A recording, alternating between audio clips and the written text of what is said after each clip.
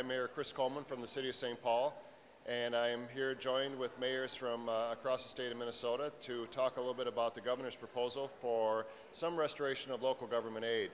For those of you that have covered anything at the Capitol over the last few years, you know that I have been up here many times with many mayors from across the state of Minnesota to talk about the importance of local government aid. Over the last several years, we have been in a mode of trying to protect the local government aid that we did have, that has been cut since 2003. We have fought hard.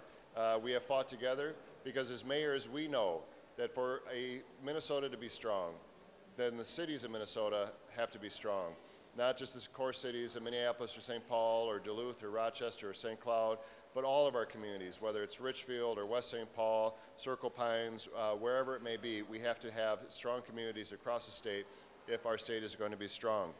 This year we're in a unique position that we haven't been in for a long time, which is to stand in support of governor's budget and a budget that understands what we have just talked about in terms of the strength of our cities.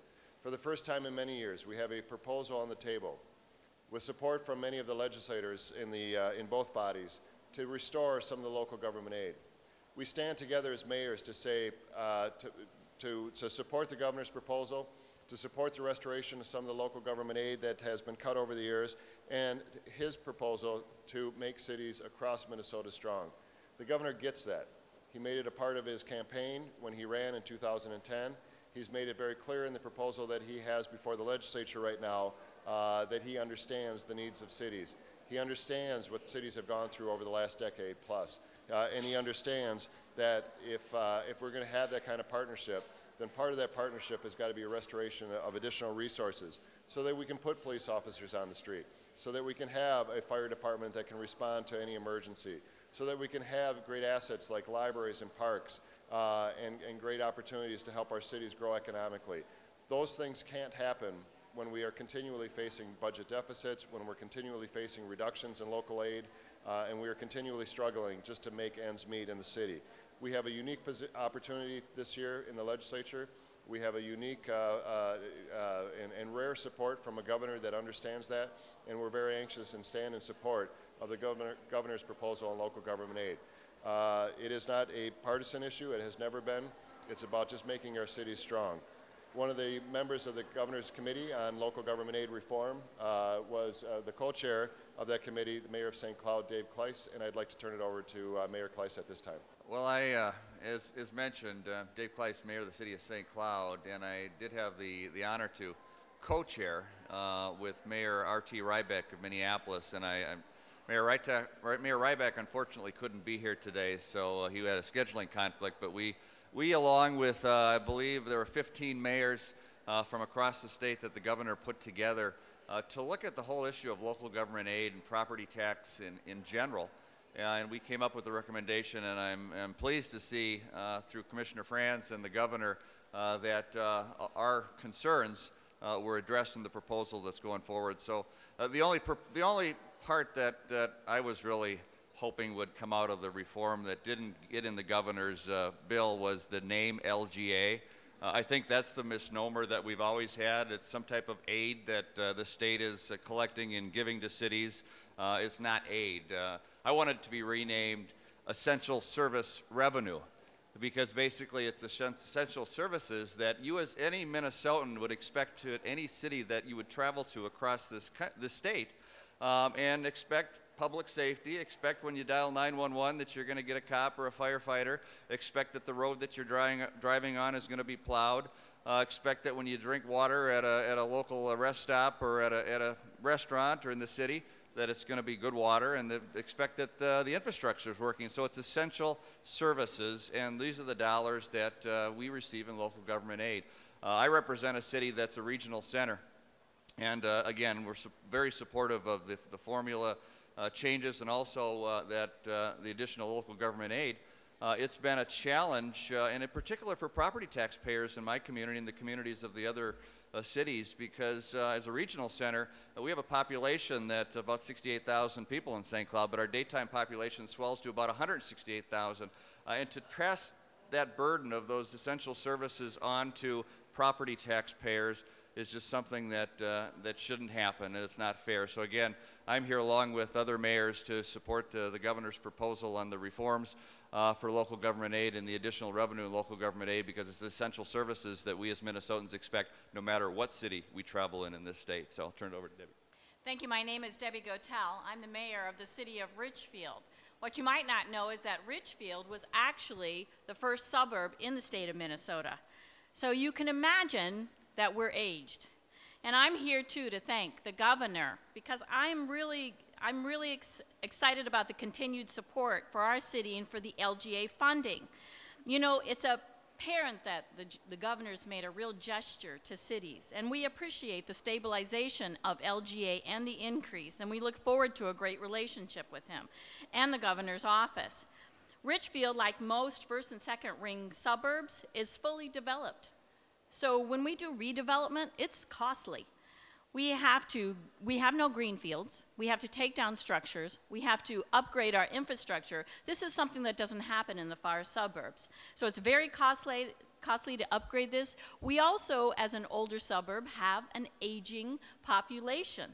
And that aging population requires a great many more services, like was already mentioned, from our fire department, from our police, and other things. The LGA helps us to put these services and keep them for our residents. So when you travel, so that when you look at all cities, they all remain viable and sustainable. So I really want to thank the governor for thinking of cities. I want to thank Myron Franz for the work that he has done. I also got to sit on the tax reform for LGA. And I want to thank Mayor Chris Coleman for contacting me so that I could be a part of this and tell the story of Richfield. And I'd like to introduce the Mayor Dave from Circle Pines. I'm Dave Bartholomew. I'm the mayor of Circle Pines. Circle Pines is a community of under 5,000 people in Anoka County. I too was on the governor's task force and do appreciate his efforts. The $80 million, for example, that was in his proposal is key to helping our communities get back in again to after years of cuts. In our community, we have a bedroom community. We don't have a large property base from businesses, no big taxpayers. We have a lot of small homes. And those homes, I've seen big increases in property taxes, and we've tried our best to keep them down. We have a joint police department with 2 other cities. We have a joint fire department with 2 other cities. We share a lot of services. We do all the things that you've heard about and read about, but our property taxes are still going up and up. We have no other tools available. We're not allowed to have a street utility fee. We're not allowed to do a lot of the things that we might do to fix our streets, replace our water and sewer and infrastructure. And so local government aid is absolutely critical to part of our toolbox for getting our things done. We appreciate what the governor's done, the new formula, the $80 million. We think this is going to help all the communities across the state of Minnesota. One of the beauties of being on the task force was the opportunity to travel across the state and see and hear about some of the other small towns like ours that are out in greater Minnesota. We all face similar circumstances, but yet every city is unique. And one of the things that was great was when you get out and about, you start to appreciate that these are hardworking communities that are trying their best with limited resources to provide a quality of life that makes their town attractive and a great place to work and live and play. And it's different in every part of the state, but we're all together in the fact that we need to have these kind of reforms. We need to have this kind of transition money. We all suffer from a lack of stability, and the volatility of local government aid makes it really difficult as a city to manage your affairs, to do good planning. So we appreciate what's happened. We support the governor 100%, and thank you very much. My name is John Zandmiller. I'm the mayor of West St. Paul. I appreciate the governor's efforts as well as those that were on the committee to examine this issue. West St. Paul, a first-ring suburb of 19,450 people, plays a vital part in our state's well-being. Nearly $19 million in sales taxes collected annually off of West St. Paul, primarily along Robert Street. The receiving of local government aid allows us to make investments in the state's best interest to provide an opportunity and an environment for the state to continue to benefit from the sales tax collections along our commercial corridor. Because West St. Paul grew fast, very fast, in a matter of 20 or 30 years, we went from small vegetable farms into a thriving commercial and residential district. We're now seeing what happens when you build an entire city in one generation. The whole scale deterioration of our infrastructure.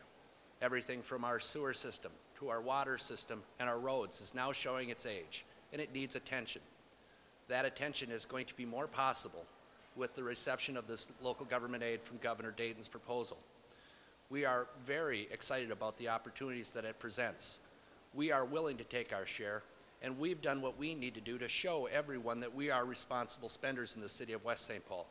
From the consolidation of our water services with the St. Paul Regional Water Services Board, to the merger of our fire department with our sister city to the east-south St. Paul. I know those directions can confuse other people, but we know where it is. And other things. We're rethinking. We've merged our communications with Dakota County. So we are providing the proof on the ground that we're making these responsible choices.